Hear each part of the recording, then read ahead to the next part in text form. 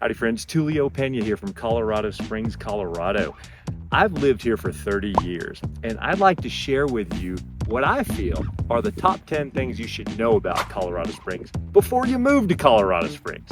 Let's start with number one, outdoors. Lots of people move here because of the beauty of Colorado. Yes, we've got some incredible mountains. That one behind me, that's Pikes Peak, 14,000 plus mountain. It's really high. I've hiked it several times. There's so much you can do in and around the mountains of Colorado. We have lake fishing, river fishing, mountain biking, hiking, mountain climbing, whitewater rafting, snow skiing, snowboarding. All of those things are here in Colorado.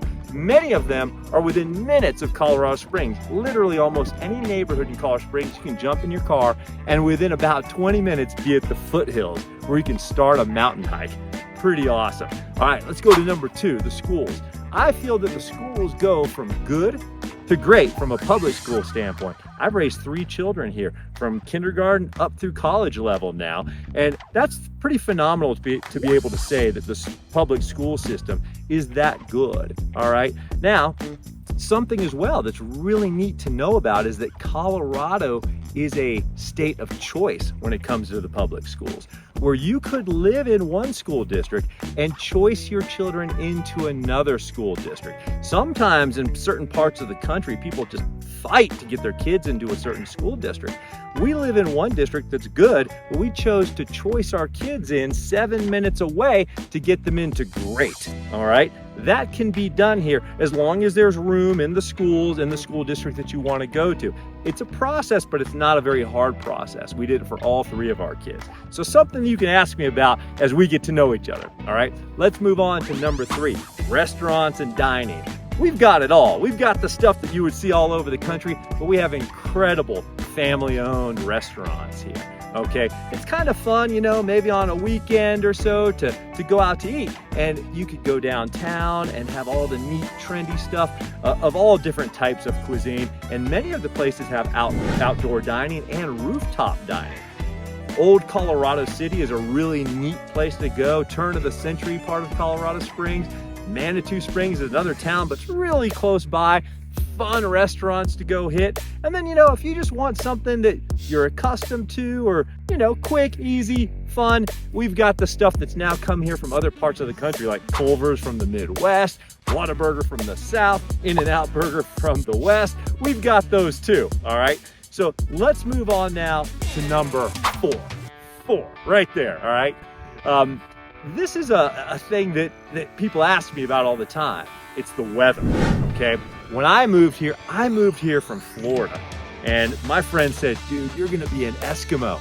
Completely the opposite, all right? We have incredible weather here in Colorado Springs. People don't know, it's really a best kept secret. We do see all the seasons, which is beautiful. In the fall, we see the leaves. In the winter, we do get some snow, which makes it fun. You can go sledding, you can go snowboarding, skiing, all that type of stuff. But when it comes to our winter weather, the snow comes and goes. It really doesn't linger. It's not like up north in the United States, like in, say, northern Wisconsin or Minnesota or upstate New York, where it just lingers and is gray all winter long. In Colorado Springs, we have sunlight, and lots of it, actually over 300 days of sunlight. That's why they put the Air Force Academy in Colorado Springs. They chose it so the cadets can train all year round, flying and even jumping from the planes. So pretty neat when it comes to weather. We have a lot less humidity than many parts of the nation too, which is huge. With lower humidity, cold is not as cold, and hot doesn't really make you perspire much here, which is awesome.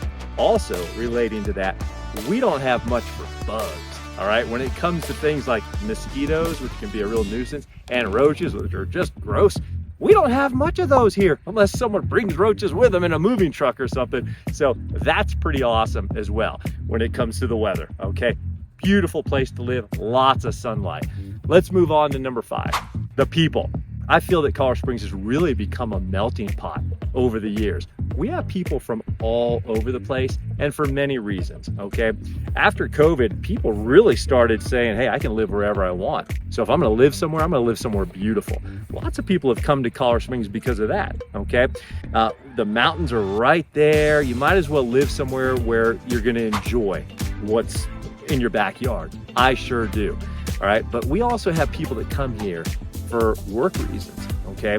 We've got financial, we've got tech, we have restaurants, we have hospitals, but one of the biggest shows in town is military. We have Air Force in Schriever Air Force Base, Peterson Air Force Base, the Air Force Academy. We also have NORAD, and then we've got Fort Carson, which is the biggest show in town when it comes to military, and that's our Army base on the south end of Colorado Springs. So lots of jobs come here because of that, but lots of people of all cultures, okay? So that's pretty phenomenal, and it gives a lot of stability to Colorado Springs as well. Let's move on to number 6. This would be areas of town, okay? What you see behind me is the mountains, and the mountains run north-south, okay? And with that being the case, you'll see terrain differentials, okay? Topography, things like that. To the east of Colorado Springs, that away right now, it gets more flat, okay? The further you go, the more it becomes like Kansas, all right? Like a prairie. To the west, more mountainous. This is the first range of mountains, and there's a big valley and a second range, and then additional ranges of mountains behind that. The weather comes and goes up here real quick, as I mentioned earlier, but you know, when it comes to the flatlands, you can see more space in properties as you go further east as well. There is more wind with that also, like if you're in the Midwest, you get used to the wind. As you get to the west side, the land is more mountainous, okay? Which there's a lot of homes over there. Because of the beauty of the West, it got built out first, okay? So you don't see as many new homes on the west side. You'll see homes of all ages, or, you know, from the 1800s up to the mid-1900s and all the way up to the 80s. But when it comes to new, you'll tend to see that happening more to the east and expanding north and south along the mountain range, okay? So mountains to the west and more flat land to the east, and we have traditional suburban neighborhoods in between, okay? So not everybody in Colorado lives in a log cabin. All right, let's move on to number 7, roads and transportation. Now, when it comes to roads, you can get almost anywhere in Colorado Springs within 30 minutes. I call Colorado Springs a big, small town, okay? North, south, east, west, you can get there in about 30. If it's rush hour, you might need to add an extra 5 minutes, okay? Now, when it comes to that driving as well, if you're coming, say, from the south and you have a 2-wheel vehicle and it's a rear-wheel drive vehicle, you might want to think about getting a front-wheel drive vehicle or a 4-wheel drive or all-wheel drive. Because those days in the winter where we do get the snows that can turn to ice, you're going to want to make sure that you have 4-wheel drive or minimally 2-wheel drive pulling, not pushing, so not rear wheel, okay? That's a big tip. Okay, let's move on to sports and entertainment. We've got it all here in Colorado. Now, if you want the big stuff, you like the Broncos, the pro sports, the baseball, the Rockies or the Avalanche hockey, things like that, you're going to go to Denver for those things, all right? But that's cool because it's only an hour away. That's really easy, right? Now, we have stuff here in Colorado Springs as well from a professional standpoint. We've got a minor league baseball team in the Vibes. We've got a minor league soccer team as well here in the Switchbacks. And we've got collegiate ball, all right? The Air Force Academy is here with all sports, obviously. We've got University of Colorado, Colorado Springs. My family likes to go watch their basketball games. We've got Colorado College as well. And then when it comes to sports for your kids, we've got it all, okay? Soccer is really big here. I'm surprised nothing's happening on this field that I'm on right now today. I'm doing this on a Sunday, but we've got soccer, football, baseball, lacrosse, everything you can imagine. We've got teams of all levels from intro to club level and beyond, okay? So sports, we got it. Let's move on to number 9.